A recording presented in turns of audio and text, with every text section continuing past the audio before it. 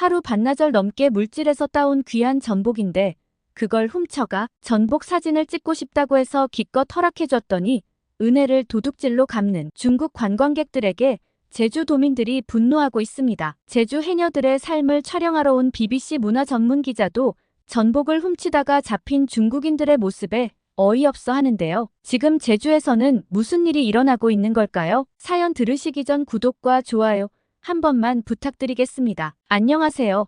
영국 BBC의 문화 전문 기자 벤자민 스미스입니다. 저는 주로 영화와 드라마 같은 다양한 문화 콘텐츠를 심층적으로 분석하고 비평하는 일을 맡고 있어요. 보통 문화 전문 기자들은 영화뿐만 아니라 예술 작품도 취재하고 분석하는 편인데 저는 처음부터 취재 방향을 영화와 같은 문화 콘텐츠로 정했습니다. 취재 범위가 좁아서 처음에는 고생을 좀 했지만 지금은 제법 탄탄하게 입지를 잡았고 업계에서도 꽤나 인정받고 있어요. 재작년에는 영화 탑건에 관한 비평 기사를 썼는데 30년 전 원작에 나타난 시대상과 현대가 어떻게 다른지 분석한 글은 큰 호평을 받았고 배우 톰 크루즈의 SNS에도 글이 공유되었습니다. 한국 영화 기생충에 나타난 공간의 상징성과 사회계급 구조를 분석한 기사는 영화 평론가들의 깊이 있는 토론을 이끌어냈다는 극찬을 받기도 했죠. 이런 경험과 성과 덕분에 다양한 시사회나 영화제 사전심사위원 위원으로 초청받기도 합니다. 요즘은 넷플릭스나 애플 TV 같은 스트리밍 엔터테인먼트에서 화제를 모으고 있는 콘텐츠를 분석하는데 집중하고 있어요. 특히 한국에서 생산한 콘텐츠들이 전 세계에서 빠르게 소비되고 있고 화제성이 엄청나서 자연스럽게 한국에 대한 관심도 높아지고 있답니다. 몇 년 전부터 이어져 온 킹덤과 오징어 게임의 인기는 아직도 여전하고 최근에는 흑백 요리사가 엄청난 돌풍을 일으켰죠. 한국 콘텐츠 분석으로 바쁜 날을 보내고 있던 와중에 제49회 토론토 국제영화제 사전심사자문위원으로 초청을 받았습니다. 토론토 영화제는 전 세계적으로 엄청 유명한 영화제인 만큼 수많은 국가에서 다양한 장르의 영화를 출품합니다. 출품한 모든 영화를 초청할 수 없기에 먼저 사전심사를 거치는데요. 사전심사에서는 작품성과 대중성 그리고 시대적 메시지를 종합적으로 평가하고 각 부문별로 후보작을 선별하는 작업을 합니다. 한국 영화 기생충과 아가씨 그리고 모가디슈도 토론토 영화제에 초청되어 많은 관객들의 호응을 얻고 수상의 영광을 누리기도 했죠. 자문위원으로 초청받으면 각 작품이 가진 예술성과 시대정신을 분석하고 영화계에 어떤 반향을 일으킬지 의견을 제시해야만 합니다. 사실 자문위원은 힘든 역할이라서 거절하려고 했는데 예전 직장 동료인 빅토리아가 사전심사에 참여한다는 말을 듣고 제안을 수락했습니다. 함께 기자 생활을 했던 그녀는 영국에서 유명한 영화 평론가로 자리 잡았거든요. 오랜만에 만나는 친구의 삶이 궁금하기도 했고 그녀에게 영화 비평에 관한 아이디어도 얻고 싶었습니다. 저와 빅토리아는 커피를 마시면서 그동안의 이야기를 나눴습니다. 그 당시에도 빅토리아는 한국 콘텐츠를 참 좋아했는데 한국 영화에 대한 애정과 열정은 여전하더라고요. 특히 박찬욱 감독의 영화 아가씨를 보고 한국 영화에 더욱 매료되었다고 말했습니다. 박찬욱 감독 특유의 섬세한 연출력과 복잡한 인간 심리 묘사에 감명받았다고 흥분해서 말하는 친구의 모습에 미소가 지어졌어요. 이번 심사에도 한국 영화가 여러 편 올라왔다면서 무척 들떠 있었고 어떤 영화가 좋아 보이는지 슬쩍 물어봤습니다. 빅토리아는 망설임 없이 마지막 해녀들이라는 작품을 추천했어요. 시우먼이라는 영어 제목만 봤을 땐 여성 다이버의 이야기인 것 같은데 이게 뭐가 특별하다는 걸까 생각을 했습니다. 그러나 빅토리아는 누구보다 감각 있는 평론가였고 그녀가 이 영화를 추천하는 데는 이유가 있을 거라고 생각했습니다. 빅토리아가 추천한 영화 마지막 해녀들을 보고 난 후 저는 한동안 아무 말도 할 수 없었습니다. 영화는 제가 상상했던 것과는 전혀 다른 이야기였고 단순한 여성 다이버의 삶을 다룬 내용도 아니었죠. 한국의 섬에서 해산물을 채취하면서 살아가는 할머니들의 이야기도 귀여운 할머니의 낚시 이야기도 아니었습니다. 바다 여인을 의미하는 해녀들은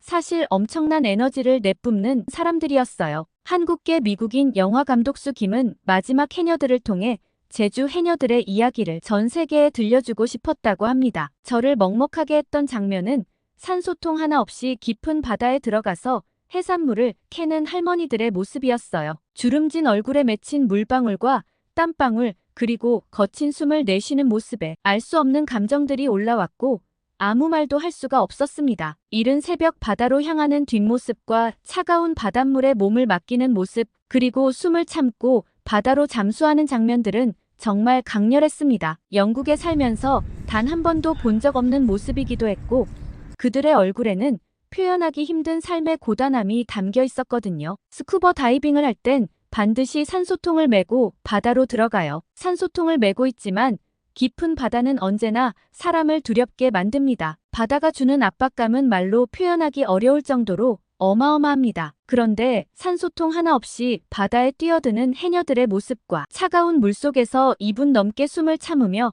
해산물을 채취하는 모습은 아찔함과 경이로움 그 자체였습니다. 사전 심사회에서 무슨 말을 했는지 기억이 나지 않을 만큼 멍했고 어떻게 일을 마무리하고 집으로 왔는지도 잘 모르겠어요. 겨우 정신을 차리고 따뜻한 차 한 잔을 마시면서 한국의 해녀에 관한 다양한 정보를 찾았습니다. 해녀는 제 생각보다 무척 흥미롭지만 고된 직업이었어요. 바다에 들어가 전복이나 소라 같은 해산물을 채취하면서 살고 주로 한국의 제주도에서 많이 볼 수 있는 것 같았어요.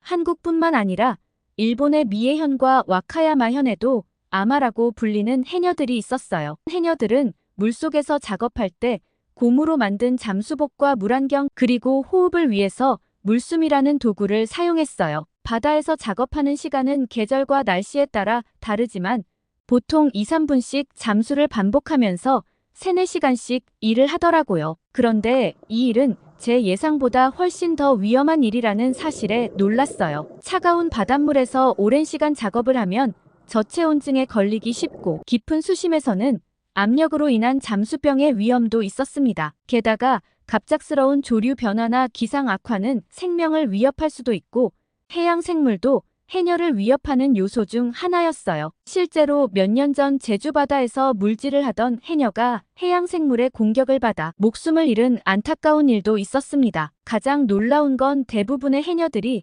60대 이상이었다는 사실이에요. 제 눈에는 그런 할머니들의 삶이 너무나 위험해 보였지만 역설적이게도 할머니들의 얼굴에서는 자부심과 강인함이 느껴졌습니다. 한국 해녀들의 사진과 영상을 계속 보고 나니까 제주도에 가서 직접 해녀들의 모습을 취재하고 싶다는 생각이 들었어요. 새벽에 바다로 향하는 모습부터 실제로 작업하는 현장을 보고 싶었습니다. 제주의 해녀들의 삶과 바다에 대한 이야기도 듣고 싶었고요. 그때 마침 빅토리아에게서 연락이 왔습니다. 마지막 해녀들이 토론토 영화제 다큐멘터리 부문 초청작으로 선정되었다고 빅토리아는 들뜬 목소리로 말했어요.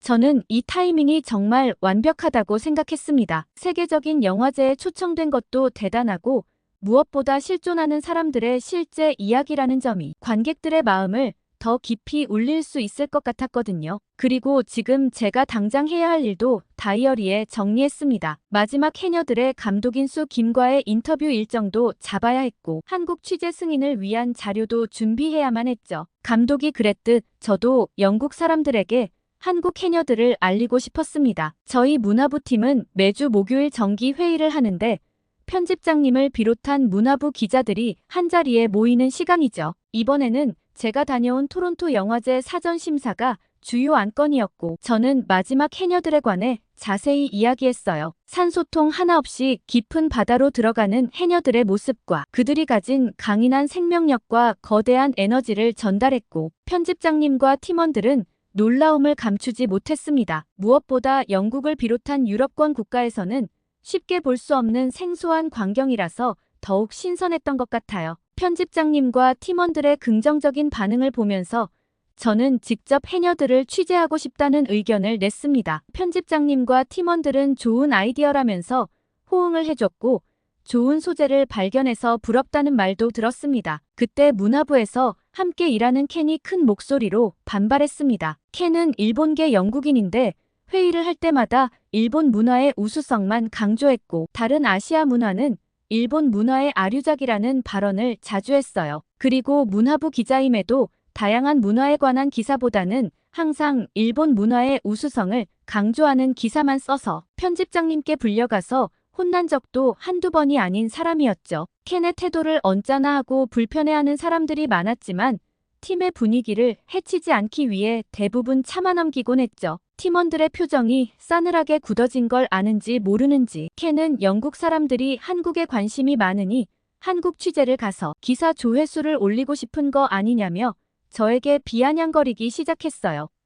한국에 대한 영국인들의 관심은 일시적일 뿐이라면서 영국인들이 평생 스시는 먹어도 김치와 떡볶이는 평생 못 먹는다며 조롱 섞인 말도 서슴없이 내뱉더라고요. 더 가관인 건 한국의 작은 섬에서 해산물이나 채취하는 할머니들의 이야기에 어떤 영국인이 관심을 가지겠냐면서 크게 웃었던 거예요. 심지어 한국보다 더 넓은 바다를 가진 일본에도 해녀 문화가 있는데 왜 굳이 한국에 취재를 가려고 하는지 이해가 안 된다면서 저에게 취재 방향이 잘못됐다고 따지기까지 했습니다. 평소에 다른 사람의 기사를 깎아내리고 본인이 작성한 기사만 과대 포장하는 켄을 별로 좋아하지 않았던 저는 이번에야말로 제대로 된 반박이 필요하고 켄의 코를 납작하게 눌러줘야겠다고 생각했습니다.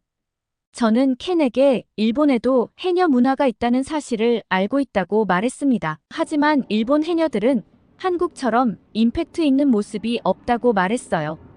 게다가 일본과는 달리 한국은 해녀 문화를 세계에 알리려 노력하고 있으며 심지어 유네스코 인류 무형문화유산으로도 등재되었다는 사실을 말했습니다. 제 말을 들은 켄은 잠시 멈칫했고 다음에 할 말을 생각하는 듯 했어요. 저는 이때다 싶어서 바로 이어서 결정타를 날렸습니다. 제주 해녀들이 활동하는 바다가 일본으로 인해 잠재적 위험에 처해 있다는 점을 지적했죠. 후쿠시마 오염수 방류 결정에 대해 제주 해녀들이 반대 시위를 하고 있으며 인근 바다를 오염시키는 일본의 해녀를 취재하는 것은 역설적이라고 말했죠. 켄의 얼굴이 벌개졌고 후쿠시마에서 방류하는 물은 오염수가 아니라 정화된 깨끗한 물이라고 목소리를 높였습니다. 옆자리의 엠마는 그렇게 깨끗하면 직접 마셔보면 되겠네라고 중얼거렸고 그 말을 들은 저는 웃음이 나왔습니다. 켄이 무엇인가를 말하려고 할 때 편집장님이 더 이상의 논쟁은 불필요하다는 말과 함께 회의를 정리하셨습니다. 편집장님은 감독과의 인터뷰 일정을 빠른 시일 내로 잡아보라고 하셨어요. 그리고 토론토 영화제 개막 전까지는 기사를 완성해야 하니 최대한 빨리 한국 취재를 다녀오라는 지시를 내리셨습니다. BBC 코리아에서 근무하고 있는 소피아와 동행해서 기사를 완성하고 본인에게 넘기라는 말씀을 끝으로 정기 회의를 마무리했습니다.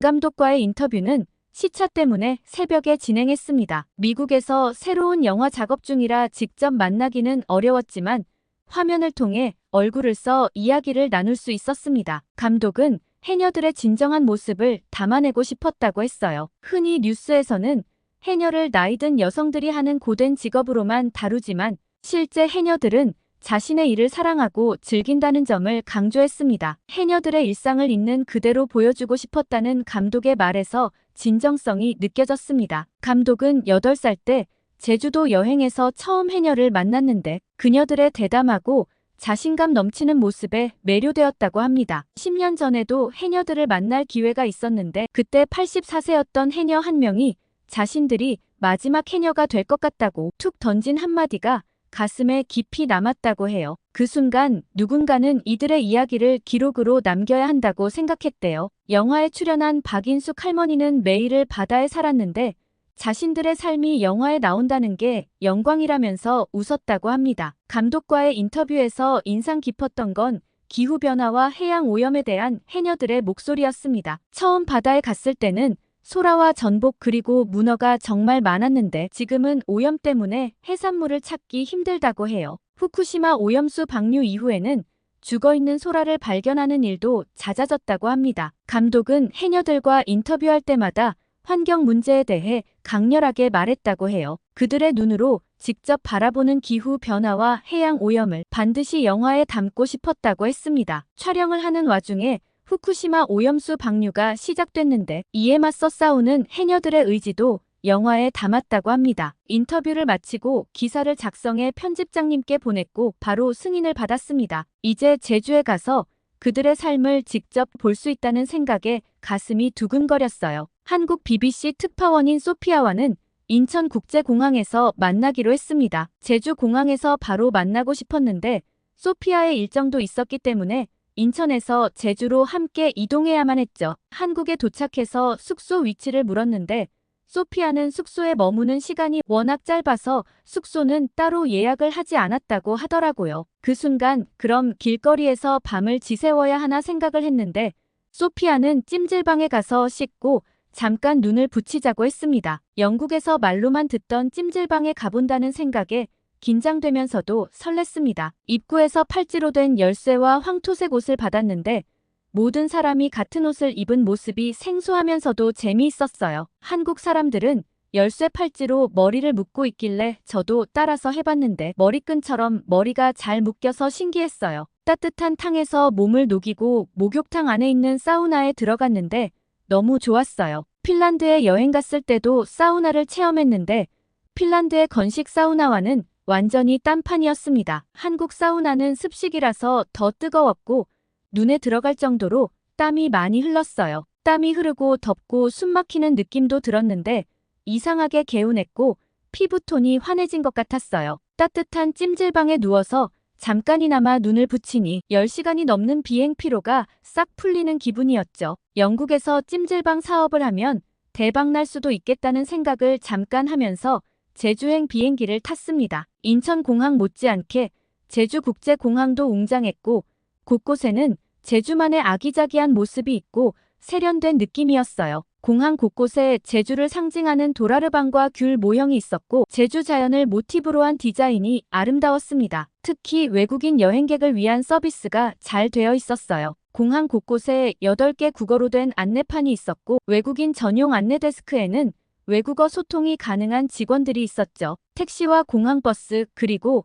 렌트카까지 이동하는 경로가 한눈에 들어와서 큰 어려움 없이 대중교통을 이용할 수 있었습니다. 영국에서는 볼 수 없었던 무료 와이파이 존과 휴대용 와이파이 대여 서비스도 제공하는 모습에 저희는 감탄했습니다. 소피아가 한국 특파원이기는 해도 제주에 대해 모르는 점이 많아서 저희는 현지 가이드를 고용했고 그녀의 이름은 이은지였습니다. 제주에서 태어나고 자란 은지 씨는 제주에 대한 해박한 지식을 가지고 있었고 무엇보다 영어 실력이 유창한 완벽한 가이드였어요. 렌트카를 타고 이동하면서 은지 씨는 돌, 바람, 여자가 많은 제주를 삼다도라고 부른다면서 이야기를 시작했습니다. 화산섬인 제주에는 현무암이라는 돌이 많은데 현무암으로 만든 도라르방과 돌담이 유독 많은 곳이라고 했어요. 지리적 특성으로 바람도 많이 불어서 예전부터 제주 사람들은 집을 낮게 지었고 지붕에는 굵은 밧줄로 묶은 현무암을 올려놨다고 합니다. 이동하다 보니 확실히 돌담이 많았고 제주의 전통 가옥들은 낮은 편이었어요. 조선시대부터 제주의 남자들은 징병이나 진상품을 바치기 위해 육지로 나가야 했고 일제강점기에는 강제징용으로 많은 남성들이 끌려갔대요. 그러다 보니 제주에는 여자들만 남아있게 되었고 남아있는 여자들이 생계를 책임져야만 했다고 합니다. 자연스레 바다일은 여성의 몫이 되었고 여기서 해녀라는 직업이 생겼다고 은지 씨는 차분하게 설명을 해줬습니다. 은지 씨의 설명을 들으니 제주의 해녀가 많은 이유를 알겠더라고요. 제주는 너무나도 아름다운 섬이지만 아픈 근현대사를 가지고 있고 아직도 아픔이 치유되지 않은 곳이라는 은지 씨의 말이 와닿았습니다. 최근에는 중국 관광객이 급증하면서 소음과 쓰레기 문제 그리고 물가 상승과 같은 여러 문제가 발생하고 있다고 해요. 게다가 후쿠시마 오염수 방류로 인한 바다오염 우려까지 더해져 제주 도민들의 걱정이 커지고 있다고 은지 씨는 어두운 표정으로 말했어요. 은지 씨가 제주 해녀 연구협회와 인터뷰 일정을 잡아준 덕분에 저희는 강옥자 할머니를 만날 수 있었어요. 강옥자 할머니는 외국인인 저희를 따뜻한 미소로 맞이해 주셨고 그녀와의 인터뷰는 은지 씨가 옆에서 통역을 해줬죠. 옥자 할머니는 18살의 해녀가 되었는데 어머니도 할머니도 모두 해녀였다고 하셨어요. 18살에 처음 바다에 들어갈 때는 너무 두렵고 무서웠지만 이제는 바다가 집 같다고 웃으면서 말씀하셨습니다. 해녀들이 일을 마치고 부르는 노래를 불러주셨는데 노래에는 저승과 죽음 같은 말이 자주 나왔어요. 가사의 뜻은 잘 모르겠지만 이 일이 얼마나 위험한 일인지 그리고 오늘도 살아나왔다는 마음이 담겨 있는 것 같아서 슬퍼졌습니다. 옥자 할머니는 40년 전 동료를 잃은 이야기를 담담하게 들려주셨어요. 아침부터 바다가 조금 거칠긴 했지만 물질하기에는 괜찮았다고 합니다. 보통은 조류가 바뀔 때 물속에서 느낌이 오고 그럴 땐 바로 물 밖으로 나오기 때문에 괜찮았다고 해요. 그런데 이상하게도 그날은 달랐다고 말씀하셨습니다. 순식간에 조류가 바뀌었고 함께 물질하고 있던 옆집 언니와 깊은 바다 쪽으로 휘말려 들어가셨대요. 옥자 할머니는 겨우 정신을 차리고 바위를 붙잡았지만 옆집 언니는 그러지 못했대요. 할머니의 목소리는 떨렸고 잠시 말을 멈추고 먼 바다를 바라보셨습니다. 다른 해녀들이 언니를 발견했을 땐 이미 늦었고 그 후로는 모두가 더욱 조심하면서 일을 하게 됐다고 해요. 아무리 숙련된 해녀라도 바다는 두렵고 물질을 나갈 때는 혼자 가면 안 된다는 해녀들만의 약속이 있다는 걸 말씀해 주셨어요. 물질을 나갈 때는 반드시 2명 이상이 함께 가야 하고 경험이 많은 상군 해녀가 바다 상태를 확인하고 물질을 한다고 합니다. 저는 옥자 할머니에게 산소통을 매지 않고 바다에 들어가는 이유를 물어봤어요. 산소통이 있으면 훨씬 더 편하고 안전하게 물질을 할 수 있을 텐데 그러시지 않는 이유가 궁금했죠. 할머니는 산소통이 있으면 바다에 더 오래 있게 될 거고 그러다 보면 욕심이 생긴다고 하셨습니다. 욕심이 생기면 필요 이상으로 해산물을 채취하게 되는데 그건 바다와 함께 사는 법이 아니라서 해녀들은 산소통을 사용하지 않는데요. 해녀들은 바다와 함께 살아야 하고 바다가 주는 만큼만 가져가야 한다고 단호하게 말하셨습니다. 시종일관 차분한 톤으로 말하시던 옥자 할머니가 후쿠시마 오염수 방류에 대해서는 강하게 말씀하셨어요. 한국 정부에서도 오염수 방류에 대해 국제사회의 목소리를 더 내주면 좋겠고 영국 사람들에게도 좀 알려달라고 부탁하셨습니다. 할머니에게 바다는 생계 수단이면서도 30년 넘게 살아온 공간이라고 하셨죠. 딸에게도 물려주고 싶은 제주 바다가 병들어가는 걸 눈으로 볼 때마다 마음이 너무 아프고 힘들다고 말하는 할머니의 눈에는 눈물이 고여 있었습니다. 이제 해녀 은퇴를 앞둔 할머니의 가장 큰 걱정은 해녀의 명맥이 끊길 수도 있다는 사실이었죠. 할머니에게 해녀는 단순한 직업이 아니었어요. 문화이면서 하나의 역사인데 이게 할머니 세대에서 끊어질 수도 있다는 걸 엄청나게 걱정하셨어요. 저는 옥자 할머니와 은지 씨의 이야기를 들으면서 곰곰이 생각해봤습니다. 끈끈한 우정부터 지혜 그리고 강인한 에너지까지 갖춘 해녀들의 다채로운 모습을 취재할 수 있어서 감사하다는 마음이 들었어요. 그리고 사랑하는 바다를 지키기 위해 일본에 맞서는 해녀들의 강인함은 분명 전 세계에 깊은 울림을 전할 거라고 확신했습니다. 취재를 마치고 소피아와 함께 저녁을 먹기 위해서 제주 시내에 있는 야시장으로 발걸음을 옮겼어요. 제주 야시장은 영국 유튜버들 사이에서도 인기가 많은 곳이라서 제주에 온 김에 꼭 가보고 싶었거든요. 화려한 조명 아래 맛있는 음식들이 가득했고 길게 늘어선 푸드트럭들과 관광객들의 모습이 잘 어울렸습니다. 야시장에 들어서자마자 토트넘의 손흥민 선수 유니폼이 눈에 띄었습니다. 평소에 눈여겨보고 있던 선수이기도 하고 야시장에 손흥민 유니폼이 왜 있지라는 생각에 자세히 보러 갔어요. 알고 보니 손흥민과 닮은 사장님이 운영하는 푸드트럭이면서 포토존이었어요. 웃는 모습은 물론 눈매와 이목구비까지 비슷해서 정말 놀랐습니다. 주변에는 이미 많은 관광객들이 사진을 찍기 위해 줄을 서 있었고 좀 웃기기는 했지만 저도 기념 사진을 한 장 찍어봤어요. 제주 야시장은 다양한 먹거리로 가득했고 우도 땅콩을 활용한 아이스크림이 너무 달콤하고 맛있었어요. 제주의 특산물로 새로운 음식을 만든 게 신기했고 한국 사람들은 정말 먹는 거에 진심이구나 생각을 했죠. 영국 유튜버들이 추천했던 흑돼지 핫도그도 맛있었고 제주식 떡갈비와 한라봉 에이드까지 완벽했습니다. 한국인들뿐만 아니라 전 세계에서 온 관광객들로 시장은 북적였습니다. 여기저기에서 영어와 일본어 그리고 중국어가 들렸고 제주가 세계적인 관광지로 자리 잡았다는 것이 실감이 났죠. 시장 구경에 푹 빠져서 시간 가는 줄 모르고 있었는데 갑자기 사람들이 웅성거리며 무언가를 피하는 모습이 보였습니다. 무슨 일이 생긴 건가 싶어서 소피아와 함께 가봤는데 어떤 남자가 티셔츠를 말아올린 채 거리를 활보하고 있었어요. 온몸에는 혐오감을 주는 문신이 가득했고 가족 단위의 관광객들은 불편한 기색을 보였습니다. 저와 소피아는 뭐 저렇게 다니나 싶었고 설마 한국 사람인가 싶어서 자세히 관찰했는데 알고 보니 중국인이었어요.